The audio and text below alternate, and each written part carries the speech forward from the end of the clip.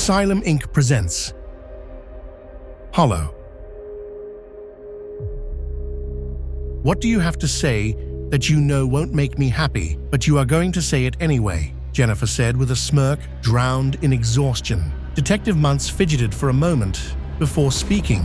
So, I know how much you like this psychic stuff that your son was into, but something related to the case came up.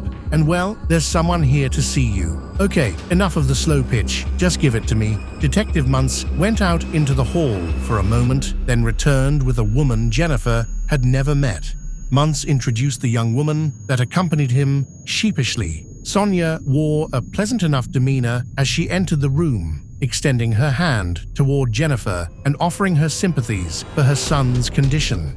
Jennifer shook Sonya's hand hesitantly, trying to assess the situation and this stranger's motives. Detective Muntz continued his introduction. This is Sonya, the sister of Melinda White, the psychic you and your son were watching in the studio. Jennifer looked on, her interest piqued. Sonya was obviously the eldest sibling, though her familial appearance and similarities were startling. From even a small distance away, one could confuse the two women for being one another. As Sonya's story began, Detective Kale reasserted her persona, bringing to bear a questioning mind, questioning both Sonya's sanity and that of her partner for bringing this woman to Jacob's room. Muntz was always one to buy into all the psychic crap, but as the average citizens were destroying the city outside, Jennifer was in no position to complain. Sonya told a bit of her past to the two detectives, lightly touching upon when and how they discovered their shared abilities. Sonya kept the more outrageous parts to herself, knowing the reaction most normal people gave her, especially in times of crisis, but having this ability was nothing new to her either.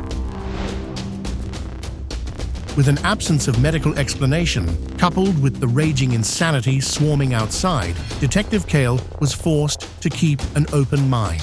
I can't say for certain what happened at the studio today. It's just horrible. I can't even... Sonya pushed down her own grief as she struggled to continue. If I may approach your son, I would try to see if some kind of imprint remains, maybe even an explanation as to what happened. Jennifer nodded her approval, not sure what to expect, but realizing there was nothing to lose. Sonya approached the small boy, reaching out her hand. The hand she extended began to glow a dull blue, shocking everyone in the room, including Sonya herself. Sonya backed away, shaking. As Detective Muntz helped steady her, Sonya met Jennifer's shocked eyes. Your son, I've never felt anything like this before. He has such power. I don't know how to start.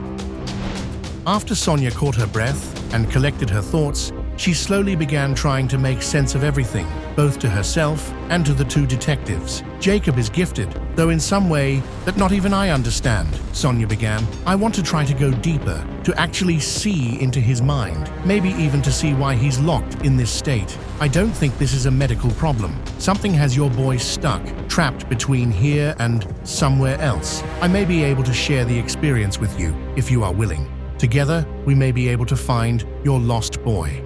Jennifer was a twisting ball of anxiety, disbelief, and worry. None of this made sense, and yet with her son lost inside his own mind, what little choice did she have? With a hand outstretched and permission received, Sonya reached out with her gift and touched both mother and child. To be continued. Like and subscribe if you enjoyed this Asylum Inc. presentation.